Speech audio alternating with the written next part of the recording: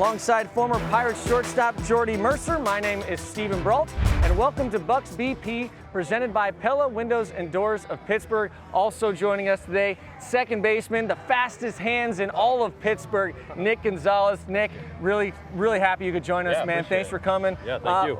We're going to do a little bit of defense in the next segment, but first let's start with some hitting, right? This is the BP show, so we should probably talk about offense a little bit. You have very fast hands. It's one of the things that really separates you from a lot of other guys. Is that something you've always had, or is that something you've worked on? How has that come to be?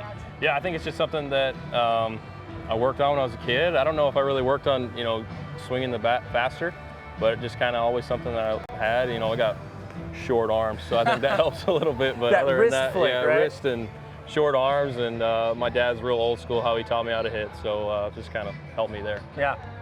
Yeah, so I'm going to go back to be on that stand in the IL, right? Yep. Come back from the IL.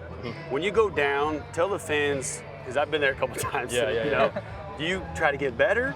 Do you try to get healthy? Is it a combination of both? Do you try to work on things? Give the fans a little bit of perspective, being a big leaguer, getting hurt and going back to the IL and working your way back up. Yeah, like you said, it was a combination of both, just because I was hurt and I was in a boot and a scooter. Sure. I couldn't really do much, so I tried to throw as much as I could. I didn't really do any swinging because, swinging without my legs is kind of detrimental to my swing. And For everybody. For everybody, yeah. Right. And so it just worked out and tried to get as healthy as I could. And it was a long 6, 7, 8 weeks for me. It was tough, but was able to come back strong, and here we are. What about on the mental side? Let's let me piggyback that.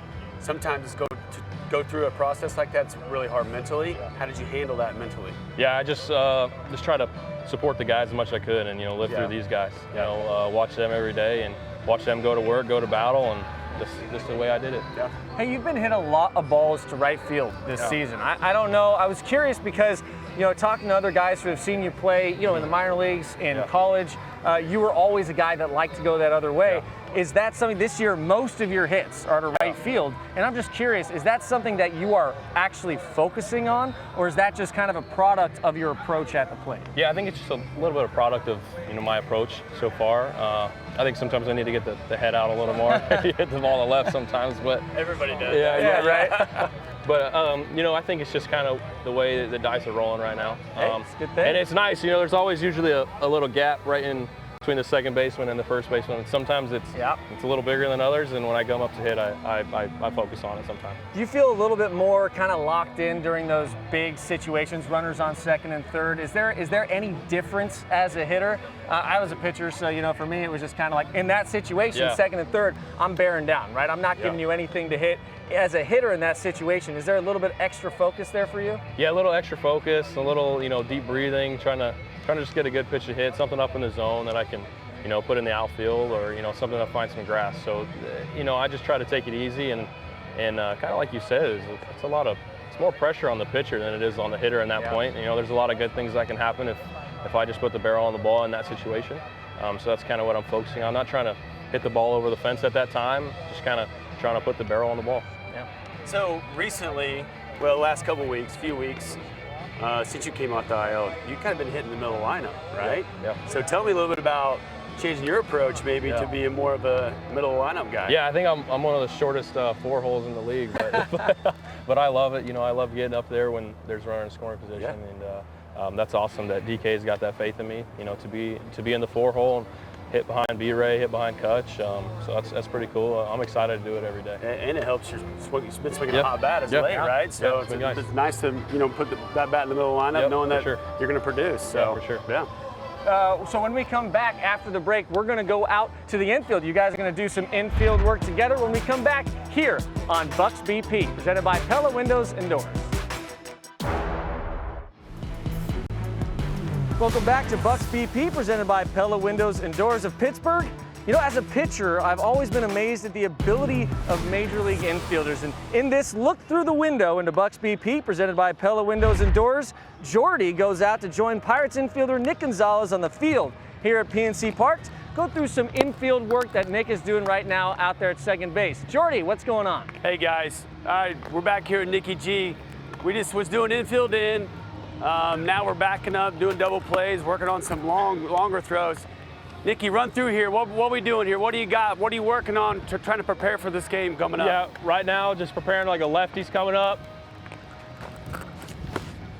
And we're turning a double play, run on first. So playing a little bit more in the hole, I'm a little right? shifted over here. Okay. And Tiger's got some big power lefties, so you're kind of give yourself a little more room.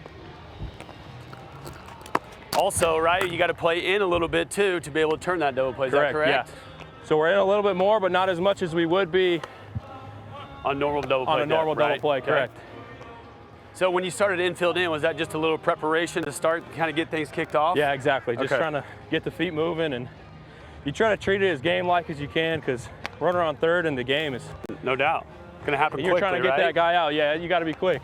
All right, so tell me a little bit now. What are we doing now? Going to one here? Right now, just going one. So we're treating this traditional right-handed position one is what we call it. Kind of right here. You know, with the shift rules, you can't really be on the other side. So for the fans at home, this is what typically now happens on a normal big league routine is shifts happen, right? Yep. So what if you're going to shift in the game? How are you going to prepare for that? Or are you going to do it early in the game? Or you're going to do it early for BP, right? Yeah, you got to. You're going to be playing here a lot with righty pulls. Exactly. So you might as well take your ground balls here instead of taking them traditional spot, at second base. Yeah. Because traditionally, you're kind of over here where this tarp is, but now with analytics and defensive positioning, this is more the position. So as you get into longer throws here, tell the fans at home, the people watching, what do you got to do? You can't just necessarily flip it over there now because you're in a longer spot. So what do you got to do to get the ball over there at a better pace? Got to treat it more like you're playing short. Okay. Obviously, you can attest to that more than I can, but got to treat it more like you're short, and the arm slot kind of will come up a little more, and you got to spin the ball a little bit better. Moving our feet a little bit more too as well, right? Exactly. As you can tell, boys, these boys work hard pregame, right? And this is what you do on a normal basis, right? Yeah, every day. Every day, right? Every day. And you got Rabs is hitting bullets. He's hitting it all over. I think he knows them on the mic. He wants to make you look good, but he also wants to challenge you too as well, right? Exactly. But this is part of being a Major League Baseball player right here. Yeah. And the work you have to put in to be prepared for the game to start. What's up, buddy? Yeah, for sure. All right, so how many do you think in a normal basis, how many do you want to take? What are you looking for to tell yourself that I'm ready, mentally ready, prepared, ready? Yeah, I think 5 to 10 in each position. Okay. And then that changes, based on what we do last night. Was it a long day? How's the body feeling? Sure. Obviously coming off All-Star break, I'm feeling a little bit better, feeling smoother, feeling lighter on the feet. So you can challenge yourself and take a little bit more. Let's wait till he feels this one. So right now, that's the question I was going to ask you. What about backhands? What about forehands? How many are you going to take there? What's your feel on those things like that? Yeah, it's dependent on where I'm at, shifted. Okay. The backhand over there for me is something that I've always had to work on, so forcing myself to do that. Now, are you going to tell your fungo hitter, Rabbi, are you going to tell him what you want, for that particular day, for that particular outing? Yes. What you need to work on? Yeah. These guys are some of the best, right? Yeah, These they can fungo put guys. it. They can put it wherever. They're amazing, right? Yep. So you can get all the reps you want. Yeah. For that particular day or whatever you need. Braulty, I don't know about you, but I'm having some fun out here, dude. Yeah. So I'll spend all day out here. So now I'm going to turn some fun. Hey, I was going to ask you, what's it like being back out there? It's second base, on the other side, but still. Hey, are we doing drop ball? If I need some spikes, and I feel like I'm ready to go. It looks like it. All right, so this is real interesting here, and I enjoyed this when I played the most. This is called the drop ball drill, and so this is basically getting a live read off of a bat, and we're going to the full double play mode here. So we are getting full reads off the bat, not just a fungo hitter hitting it. He's getting a soft toss, as you can see, and you're getting that read off the bat, and now you're playing it live as soon as it goes with everybody involved. Tremendous. So now Nicky's just getting all these feeds from second too as well. I got it. Shift here. So Nick, tell me a little bit about that. Being the shift, sometimes you got to cover that three would be 6, 3, 4, 1, right? Yes. You got to cover it just because the shortstop's so far in the hole. So far over. Yes. you don't really, the intricacies of playing the shift now in multiple positions is very valuable. It's also nice when you have a shortstop like IKF just hitting you the money every time exactly. too, huh? So tell me about what you're working on feeds here. Go ahead and explain to what you're doing. Feeds is kind of depending on where the arm is. Do you that one going across. Do you like to go work, or do you like to go through the bag, or stay behind the bag? If it's above the waist, usually I come across. And below the waist, I'll stay back. Okay. Now we're going full shift left side. Double plays too as well off the bat, live. A lot of communication goes into this place too, right? For sure, because the first baseman has to know where I'm at in order to lay off so he can cover first base. And this is all done pre-pitch too. Yep.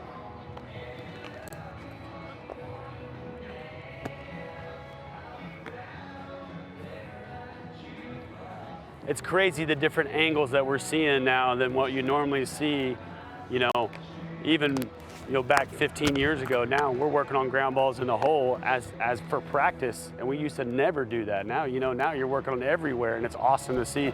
The versatility that everybody's got to have is crazy now. So IKF knows that. You're telling him you're too far over, you can't take that throw, right? And there's sometimes if they hit it to IKF, which they might do right here, I'll still run over there and kind of let them know that I'm there. There you go. Communication, right? All communication. All communication. And well, when you got Key Brian on that side and IKF, they kind of you can kind of let them have that whole thing over there. Just let them work over there. Oh, here we go.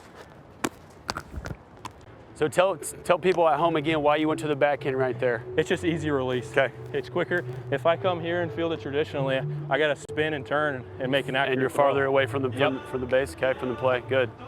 But if I'm already set up to go that way, makes it a lot easier for my arm especially. But the main thing is just trusting yourself on that first hop and going from there. It's the preparation, Braulty. That's what I love the most about this game, is being prepared. That's what these guys are so good about, is being prepared about how they go in and how they work each and every day, knowing going into the game they've done all they can do, and they're fully prepared to go in the game to play that night. And then it all starts over again, right? As we talked about. You go through it all today. Tomorrow, we're going to do the same thing tomorrow, right? Same thing, yeah, same thing. And if anything arises in the game, a little discomfort going to my forehand or whatever it may be, we just hammer that out and pre-game and pre-work, batting practice, everything, hammer it out so that when it comes to game time, you're not thinking about it. You're just going out there and playing. Dude, tremendous stuff over here, man. I love it. Appreciate you doing this for us, man. It was awesome. Thank you. Braulty, back to you, brother.